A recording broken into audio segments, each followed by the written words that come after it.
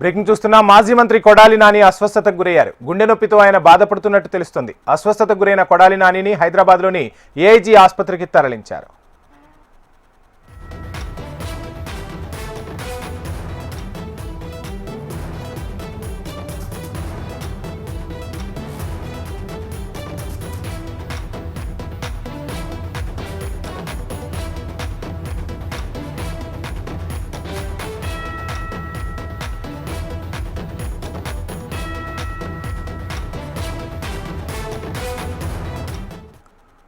మాజీ మంత్రి కొడాలి నాని అస్వస్థతకు గురయ్యారు. గుండె నొప్పితో ఆయన బాధపడుతున్నట్టు తెలుస్తుంది. అస్వస్థతకు గురైన కొడాలి నానిని హైదరాబాద్లోని ఏఐజీ ఆసుపత్రికి తరలించారు.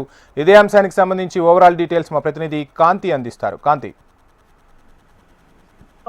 మాజీ మంత్రి కొడాలి నాని అస్వస్థతకు గురైనట్లుగా తెలుస్తోంది. కుటుంబ సభ్యులు ఈ రోజు ఏదైతే ఆయనను హైదరాబాద్ లోని ఏఐజీ ఆసుపత్రికి తరలించారు. ఏదైతే వంశీ వైసీపీని ఓటమి తర్వాత ఎక్కువగా హైదరాబాద్ లోనే ఉంటూ వస్తున్నారు. నానికి సంబంధించినటువంటి విషయంలో ఇంతకు ముందు గతంలో కూడా హార్ట్ కి సంబంధించినటువంటి అనారోగ్యంతో ఆయన ఇబ్బంది పడ్డారు. హార్ట్ కి సంబంధించినటువంటి ఇబ్బందులు ఉండడంతో ఆయన రెగ్యులర్ గా కూడా చెకప్ కి వెళ్తూనే ఉన్నారు. అయినప్పటికీ ఈ రోజు ఉదయం ఆయన అస్వస్థతకి గురి కావడంతో కుటుంబ సభ్యులు ఆయనను ఏఐజీ ఆసుపత్రికి తరలించారు. ఈ నేపథ్యంలో ఏఐజీ ఆసుపత్రిని వైద్యులు కూడా ఆయనకి కావాల్సినటువంటి పరీక్షలన్నీ చేసిన తర్వాత ఏదైతే గ్యాస్ట్రిక్ సంబంధించినటువంటి సమస్యతో ఆయన బాధపడుతున్నట్లుగా ప్రాథమికంగా వైద్యులు సమాచారం ఇచ్చినట్లుగా తెలుస్తా ఉంది. అయితే ఆయన అస్వస్థతకు గురి కావడంతో గుడివాడ